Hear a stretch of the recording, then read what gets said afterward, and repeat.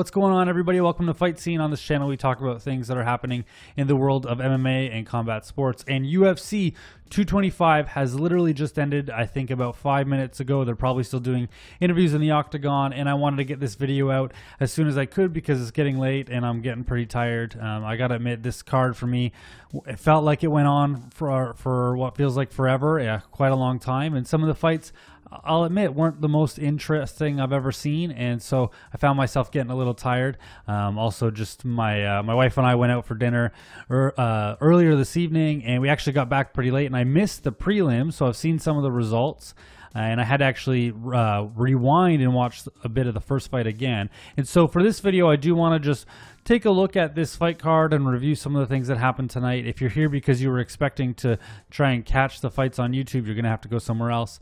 We're going to just unpack what happened in the card. But I do want to say that we're sticking to the main card because as of right now, it's about 1:15 in the morning, Saturday night. And I haven't actually seen a lot of the prelim fights because I was out for dinner. So sorry about that if you were hoping to hear about that. Let's start off at the beginning of the card. We had CM Punk versus Mike Jackson, and this was a disappointment. I don't think that there's much any other way for me to put it.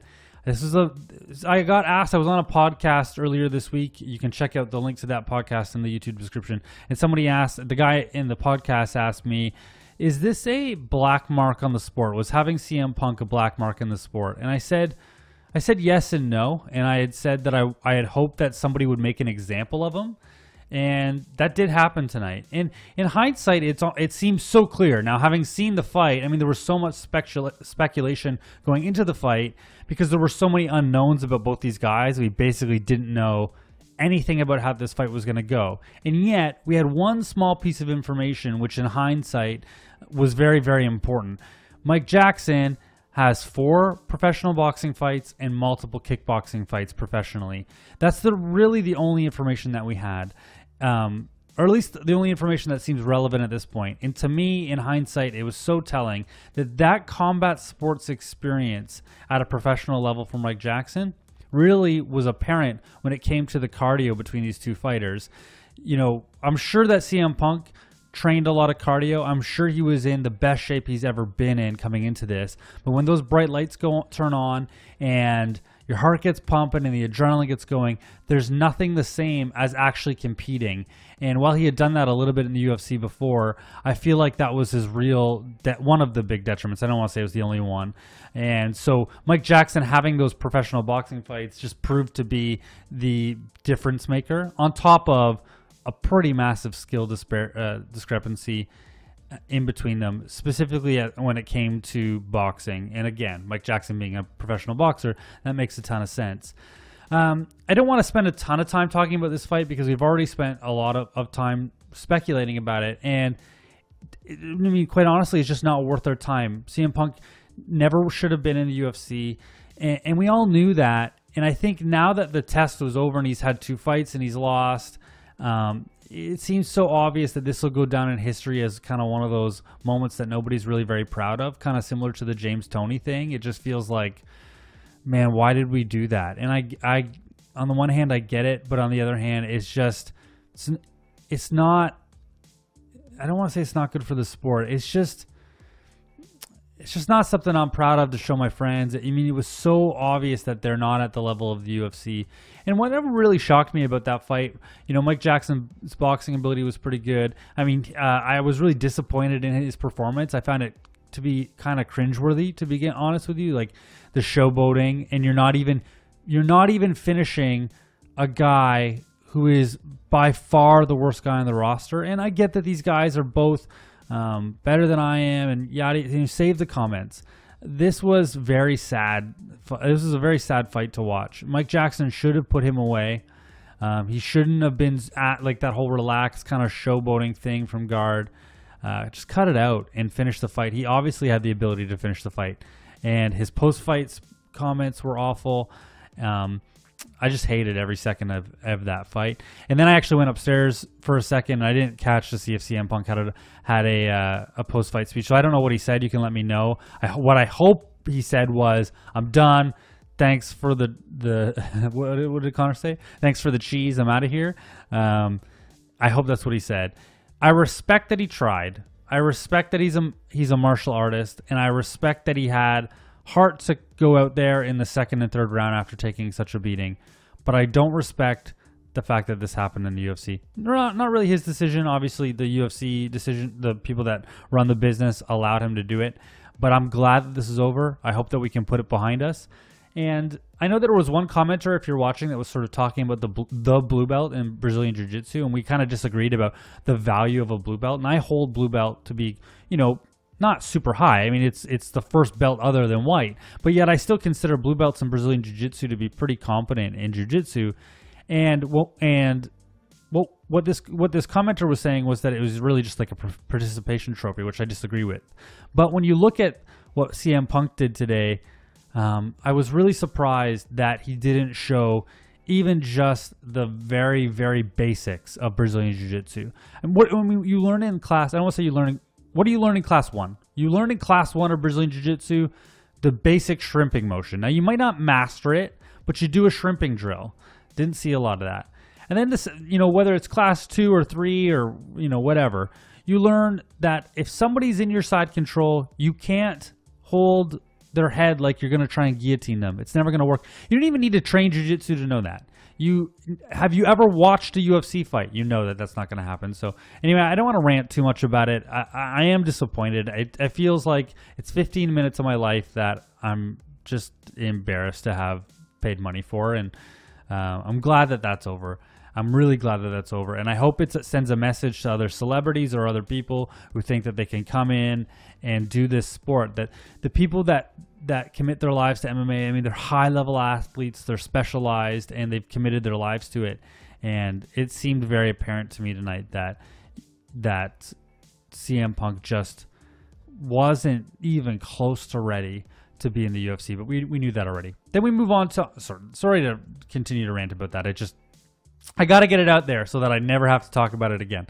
Anyway, then we had Andrei Arlovski versus Tai Tuivasa, and I was pretty impressed by Arlovski, I got to say. I wasn't giving him a lot of respect leading up to this fight. I hadn't remembered a lot about Tai coming into the fight. I knew he was undefeated, and I remember seeing a couple of his fights because his tattoos are very distinctive, but there was nothing that stood out to me, and I actually picked him to win despite not knowing as much about him, just because I didn't think Arlovski would have much of a chance.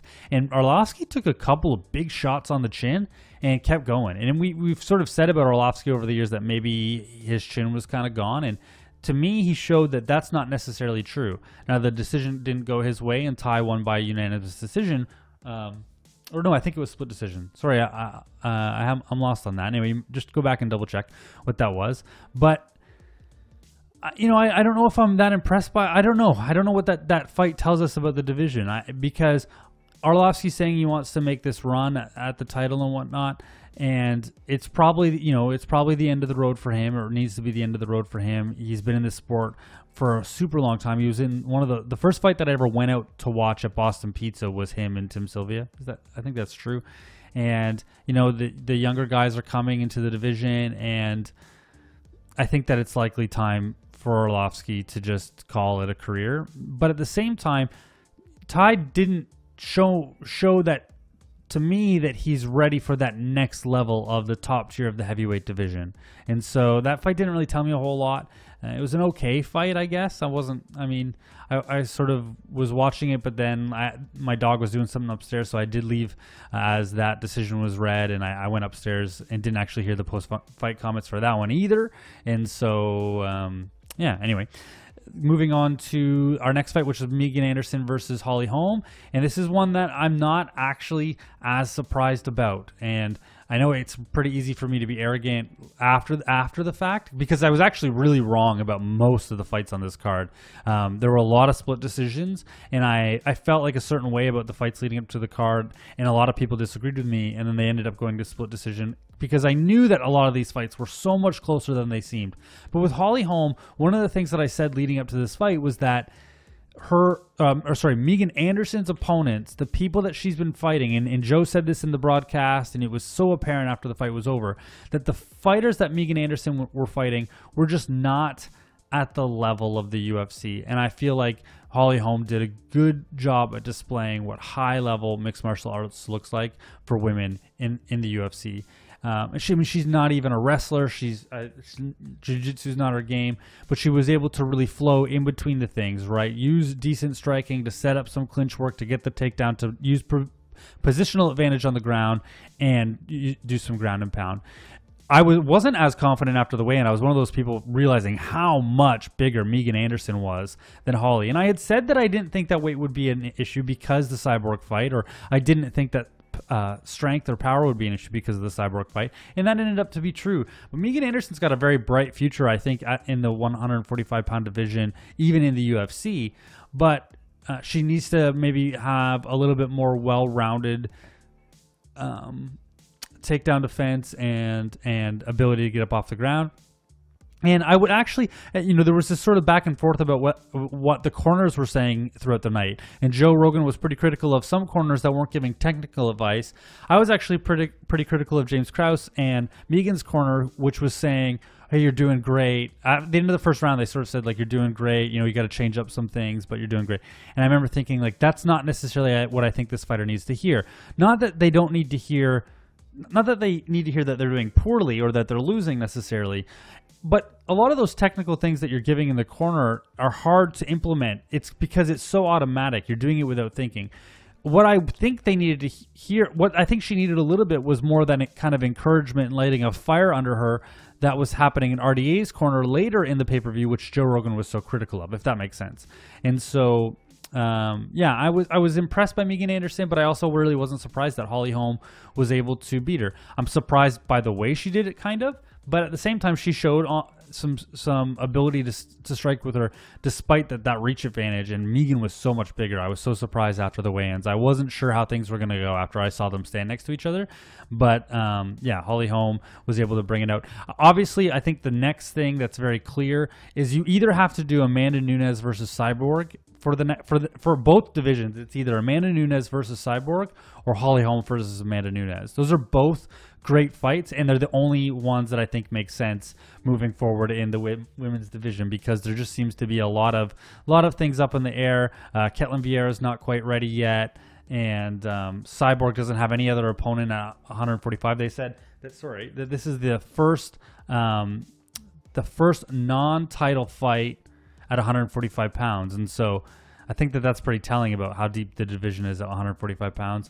And I think that Holly Holm gives Amanda Nunes a pretty good fight, but I also think that Amanda Nunes gives Cyborg a really good fight. So I think that those fights absolutely need to happen, and I hope that they do that at the end of the summer. Then we move on to Colby Covington versus RDA, and I want to say I was impressed by Colby in the sense that he did prove me wrong. At the same time, he's obviously a complete mixed martial artist, and he showed that against RDA tonight. At the same time, I was kind of unimpressed in some ways. Like, his striking is what I thought it was, which is not that great. And his takedowns his wrestling is very good. But at the same time, I think Woodley is going to make him look silly. And one commenter in a previous video said, well, how are you saying that wrestling will be a factor in a fight between Woodley and RDA? Because Colby's a better wrestler. And he might be a better pure wrestler, but Tyron Woodley meshes his explosive striking and wrestling. I think that he does those things a little bit better than Colby, believe it or not. Colby's a better pressure fighter. Like, you heard Joe Rogan go on and on and on about how he's like just like the Diaz brothers, which was absolutely ridiculous because the Diaz brothers don't do it in that way. If anything, he's like a Daniel Cormier, which I'll get to in a second. And what was I saying there? Anyway, I think that Tyron Woodley will be able to stuff the takedowns by Colby Covington. We saw RDA have some good success about getting right back up, or maintaining pressure and getting underhooks and being able to not get taken down. And when he did, he got back up. I think that Colby will struggle against Tyron Woodley. That being said, Colby likes to come forward and put you up against the back of the fence, and Tyron is pretty content to go and have his back to the fence. So that could be really bad for Tyron Woodley. I'll do a future breakdown video on what that fight looks like. But I think that Tyron probably wins that fight pretty easily, to be honest with you. And I think it ends up being also a pretty boring fight. I was starting to fall asleep at the end of the 4th round there. It was just really starting to wear on me. But yeah, Colby Covington proved me wrong, proved a lot of people wrong, and good for him. And, you know, even at the end of the week, I got something about him. When he switched to the whole, like, I'm bringing the belt to the White House thing, it's when I started to realize the sort of full troll of it all. And I knew it was always trolling, but there was always something that also just felt cringy about it. And then at that point, it kind of switched to me to be this obvious sort of character that was a little bit funnier versus just always cringeworthy. Like the whole Rafi Dos Nachos thing was so cringeworthy, but the Trump stuff I thought was actually kind of funny. So we'll see. I mean, I'm not looking forward to hearing him talk for the rest of eternity or however long until the fight with Tyron happens. But, you know, congratulations to Colby. He did really well, and he deserves it, and he deserves the success he'll have as a result of getting people to actually just pay attention to him because they want to see him lose so much. And there was another thing I wanted to say about that fight, and I can't quite remember. Oh, yes. One thing that I think that was really key about the Colby versus RDA fight is that, to me, Colby Covington gave the template and the preview of how I think Daniel Cormier versus Stipe Miocic goes. And I'll say that again. I think that the fight between Colby Covington and RDA is a lot. That's the preview for how I think DC versus Stipe goes. I haven't made the breakdown video on DC versus Stipe yet because I keep changing my mind about who I think is going to win that fight. But part of me keeps leaning towards Daniel Cormier. And actually, a large part of me keeps leaning towards Daniel Cormier. And that's how I think he does it. I think that it was pretty clear in this fight that RDA was a better striker, but Colby Covington was able to do these flurries to get you to back up and then shoot in for a takedown. Pressure, pressure, pressure, pressure. Get you down, you get back up, more pressure, grind, grind, grind. And I think that that's what we'll see out of DC when he fights Stipe. And I think that the fight looks really similar to that one. So I'll make a breakdown video on that in the future, but I think that they provided the preview of what that fight looks like. And then lastly, you had Yoel Romero versus Robert Whittaker. The fight went just about exactly how I think it went. And I'm really glad at the end, although it was a split decision, that Robert Whittaker won, because if Yoel had actually won that fight and then wasn't the champion, we'd have to do a third fight. And they're good fights. They're kind of exciting. This fight for me was it was probably better than the first fight. The first and second round, not so much, but when the heart and grit in these guys in the 3rd and 4th round is just incredible. I think I probably scored the fight for Robert Whittaker. I mean, it's so close. I don't know. I'd have to go back and rewatch it again. Maybe I'll rewatch it again tomorrow. Obviously, the first and second round were Robert's. I think the 3rd and 4th round were Yoel's, and then the 5th round could kind of go either way. The challenge for me here is that oblique kick, that front side kick to the knee. I'm all for the sport kind of just being as open as possible because I want to see real fighting. But every time one of those fighters throws that kick to the knee, I just want to it doesn't bother me, but I'm so worried that somebody's just going to get their knee absolutely blown out. And I know that's been talked about on and on and on online, but yeah, this one, it's because they just kept trading back and forth. Like you normally see a couple in a fight, but this one they just kept throwing that kick back and forth and back and forth. And it looked like it did quite a bit of damage to both of them. I mean, at one point, Robert was really stomping on Yoel's knee that up front there, and in the first and second round. And so, yeah, it was an interesting fight. Sorry if I'm a little tired. I think Robert Whittaker, for me, showed me that he is more elite than I had originally given him credit for. I've been doubting him even after he beat Yoel the first fight. And there was something about me that thought that he wouldn't last, and he took some big shots. So he demonstrated really good chin tonight, and he demonstrated just the grit to get through it. And what Yoel showed us is that it doesn't matter if he's tired. It doesn't matter if he's gassed. It doesn't matter if he's even outmatched. It just takes one shot. It literally just takes one shot from Yoel, and the fight is completely different. And that shot could come at any minute from any position. And now the whole momentum of the fight is different. I don't really know what the future holds for Yoel Romero, given that he is 40 or 41. He's older, and now he's lost the title shot, and who's really left for him to fight? It's hard, right? Like he could do some rematches, and he's obviously very elite, but I don't really know what's next for Yoel Romero. And given his age, I wonder if maybe taking a shot at light heavyweight is the wisest decision for him, because he has missed weight a couple times at middleweight. I know it was by 0.2 pounds or whatever it was. It was such a minuscule amount. I saw a video online today that said it was the weight of a lime was how much he was over. I think probably a run at light heavyweight is the best thing for him. He can't obviously make welterweight, and what's left for him to really prove at middleweight? He's shown that he's the number 2 middleweight fighter. That seems quite obvious to me, and what else is there for him to do? So I think that a run at light heavyweight was probably a good one. What else did I want to say? There was a number of things swirling through my mind as I watched the pay-per-view, and I didn't take notes because I just wanted to watch and relax. I think that Colby Covington reminds me of sort of Josh Koscheck 2.0. That was one thing that was circulating through my mind, even in the build-up this week, with the way that he talks and his wrestling and where his striking's at. He just kind of reminds me of like 2018 version of Josh Koscheck. So a lot of ways I feel like we've seen this story before, but at the same time, it was a pretty compelling story back then. So I'll keep tuning in to watch. And other than that, it was a good night. It was an okay night. It was a somewhat uneventful night. There wasn't a single finish on the main card. Looks like the undercard had some really solid fights. That was the other thing I wanted to say. Sorry for the rambly video, but I wanted to say that I think what's next for Curtis Blaydes is to probably fight Tai Tuivasa. I think that's the fight that makes the most sense moving forward. I don't like the idea that potentially it kills off one of these up-and-coming contenders, where you have two guys that are on win streaks, Tai undefeated, Curtis pretty much undefeated except for the one fight against Ngannou where it was like a cut and stuff.